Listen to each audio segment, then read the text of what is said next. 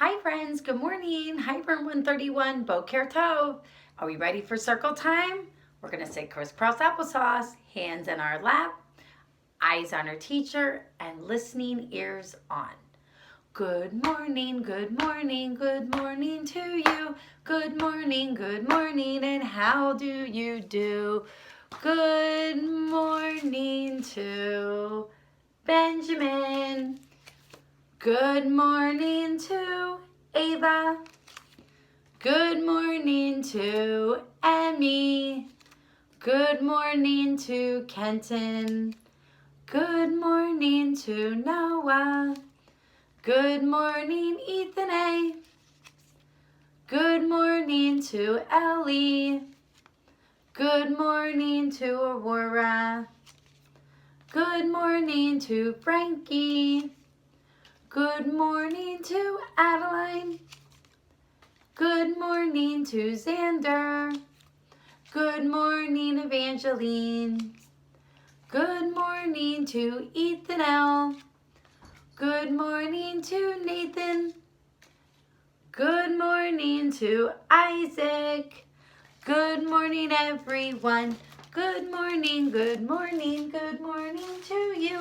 Good morning, and how do you do? How are you, Yeladim? Hi, friends.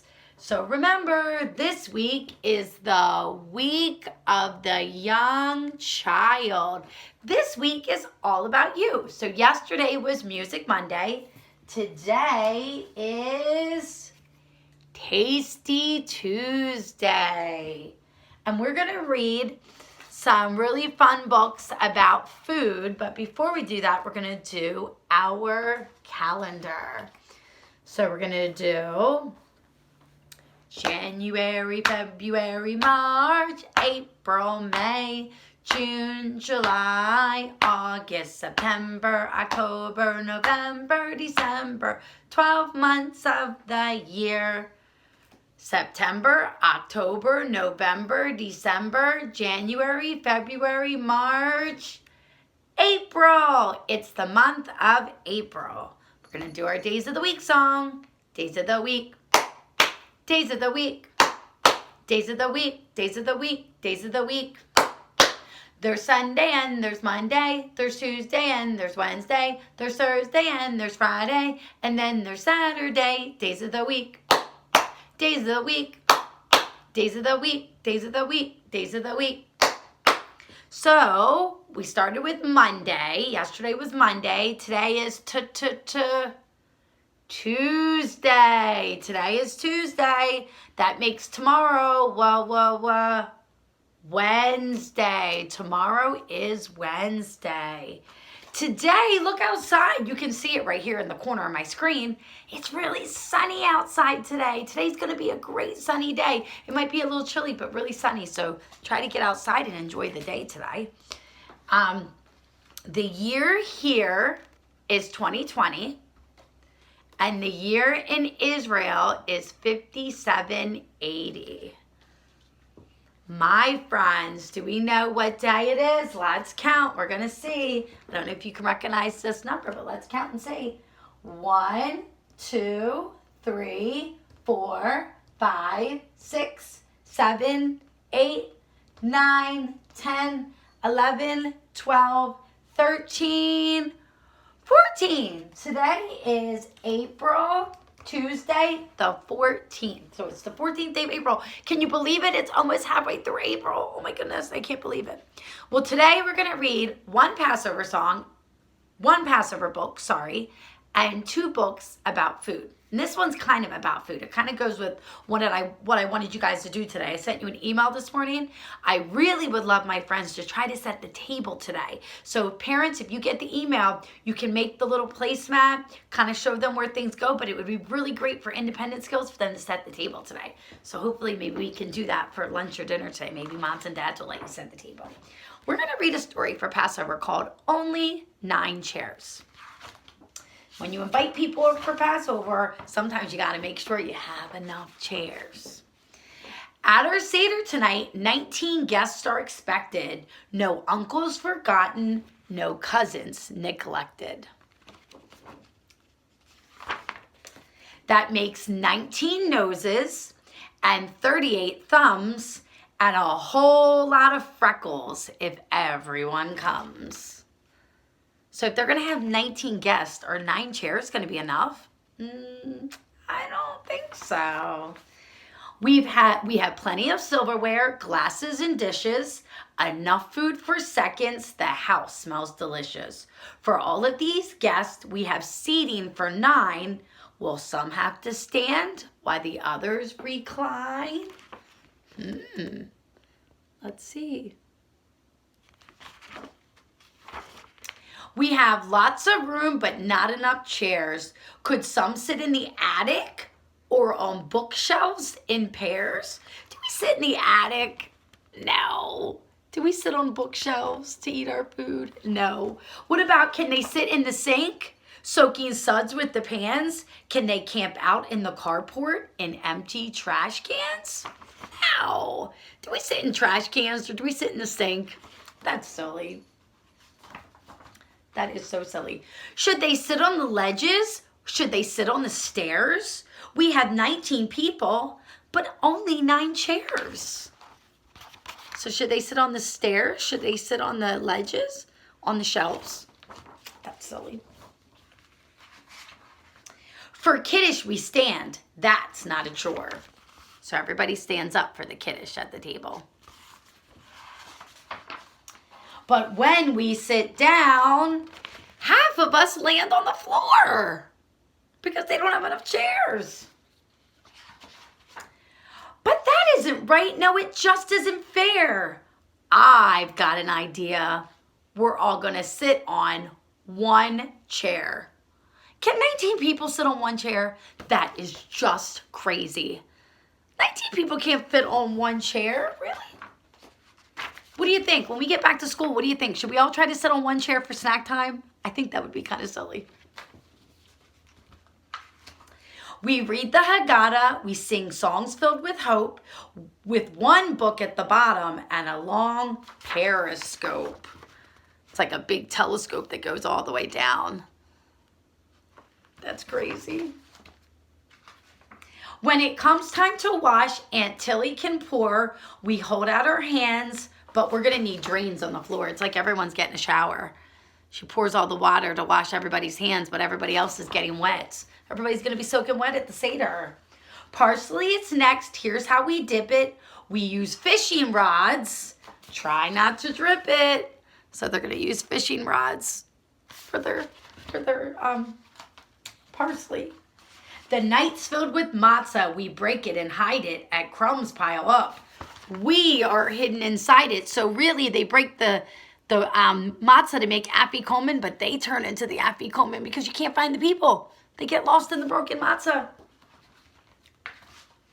It sure won't be easy in all this congestion to locate the youngest child to ask the first question. Where's the youngest kid? Where are you? We got to ask the question.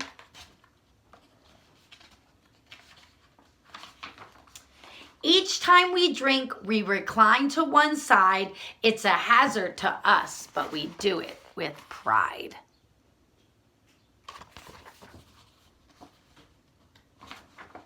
Now it's time for the meal. I have good news for you. Climb down, everyone. We'll share chairs 2 by 2. But wait a minute.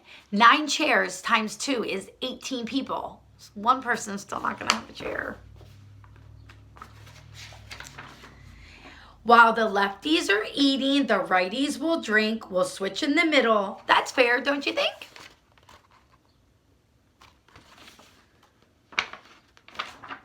The eating is over, the blessings recited. We've almost forgotten a guest we've invited. So open the door. Elijah is there. And what do you know? He brought his own chair. The end. Good thing Elijah brought his own chair. He wouldn't have had a place to sit. Alrighty. So 9 chairs. That was a story about food and eating. So that goes along with us setting the table today. So if you set the table today with your parents, it goes along with the book of eating. So we're going to read another story called Pickle Things. All things that are green. Pickle things. Pickle things you never see, like pickles on a tree. A pickle ear and a pickle nose. Pickle hair and pickle toes. This is just a silly book. Pickles up and pickles down, juggled by a pickle clown. Pickles in and pickles out, pickles from the water spout. Pickle things you never make, like pickle pie and pickle cake. I don't know how good that would taste. Pickle donuts and pickle flakes, like pickle cereal. Pickle candy and pickle milkshakes. I think so. Pickle things you never buy, like pickle kites that fly sky high. A pickle ball and a pickle bat, a pickle train and a pickle hat. You never hear a pickle talk, and you'll never see a pickle walk. Look, he's walking on the tightrope on the phone. You never hear a pickle sing or see a pickle leave a ring. Do pickles take a bath in your bathtub? I don't think so. Can you ride a pickle boat around a pickle castle moat?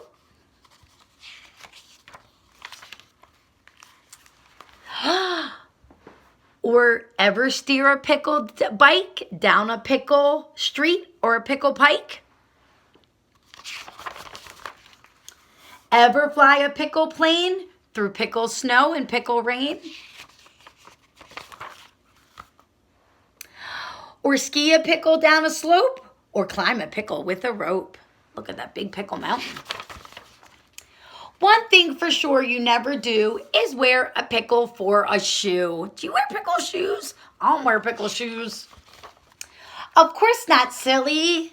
There to eat. Never pickles on your feet. Of course not, silly. There to eat. The end. Alrighty, and we're going to read one more favorite story. We read this one in our classroom. It's called Chicks and Salsa. It's really funny. It's about chickens making salsa. Chickens don't know how to read, right? There were grumblings in the hen house of Nuthatcher Farm. The chickens were tired of chicken feed. The rooster took it upon himself to solve this problem. Mrs. Nuthatcher, the farmer's wife, had started watching cooking shows in the afternoons. The rooster was perched on the fence post outside the farmhouse window when he discovered the solution to his problem. Salsa! Oh, he wants to make salsa. Led by the rooster, the chickens crept into the garden where they took tomatoes and uprooted onions. Look, they crept into the garden. They're stealing their supplies. That night, the chickens ate chips and salsa, though nobody was quite certain where the chickens got the nacho chips from. The tasty tang of tomatoes and onions hung over the barnyard, and the rooster said, "Ole!" Look, we talk about this on each page. There's a little mouse, and if you look at the little mouse in the corner, he's selling the chickens chips. So that's where they get their funny stuff that we don't know where they get it from. We noticed, we showed all the kids on each page, there's a little mouse giving it away. Very soon there were mumblings at the duck pond of Nuthatcher Farm. Inspired by the chickens, the ducks decided they were tired of fish. With the rooster's encouragement, the ducks dipped into the garden where they selected cilantro and gathered garlic. And what do you think they're going to make? Cilantro and garlic. These are a lot of different herbs and foods that you can use to make things that are really tasty. That night, the ducks ate guacamole, though nobody was quite certain where the ducks got the avocados. Right here. The little mice are giving them away. The spicy scent of garlic and cilantro hung over the barnyard, and the ducks said, "Ole!" The next morning, there were rumblings in the pig pen of Nuthatcher Farm. Overwhelmed by the enticing aromas, the pigs decided they were tired of pig slop. They wanted something different. What do you think they're going to make? Let's see. So we have salsa, We have guacamole. What do you think they're going to make?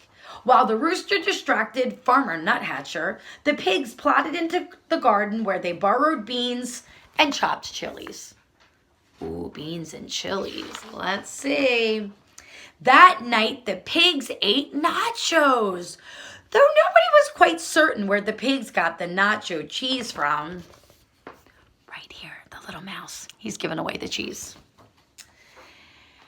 The delightful deliciousness of cheese and chilies hung over the barnyard, and the pig said, "Ole!"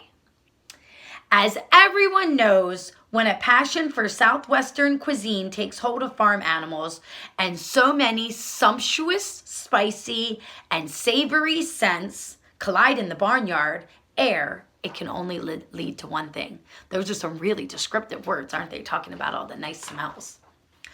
A fiesta!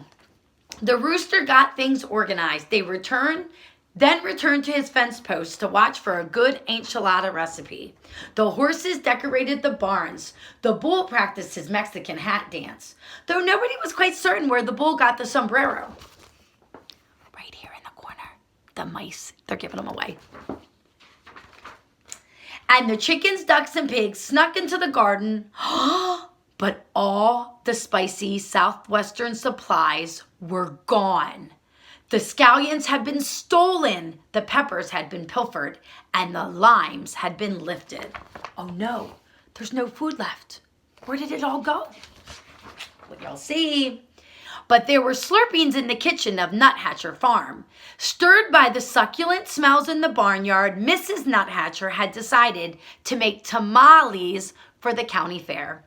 The saucy sweetness hung over the farmhouse kitchen, and Mrs. Nuthatcher said, "Ole!" So they're making their tamales. Disappointed, the animals canceled the fiesta. That evening, the chickens ate their chicken feed, the ducks ate their fish, and the pigs ate their slop. They all ate their own food, but they were very, very sad. But while the Nuthatchers were at the fair, the rooster crept into the kitchen and borrowed a French cookbook.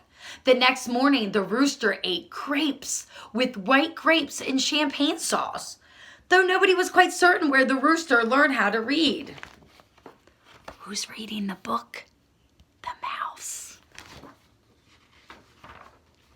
A satisfied smile stretched over the rooster's beak, and the rooster said, "Ooh la la." The end. So this is another great book that talked about a lot of great smells that you can smell when you cook, a lot of descriptive words. It talked about a lot of different foods that you can make, so lots of different tastes and things. Well, I hope you guys have a great day today. Have a wonderful, tasty Tuesday. Have fun creating lots of yummy stuff to eat. Share your pictures with me. My phone number was on my email this morning. Share your pictures so I can share them to our ECC, JCC Facebook page. And I hope you have a great day and yummy, yummy. Happy eating.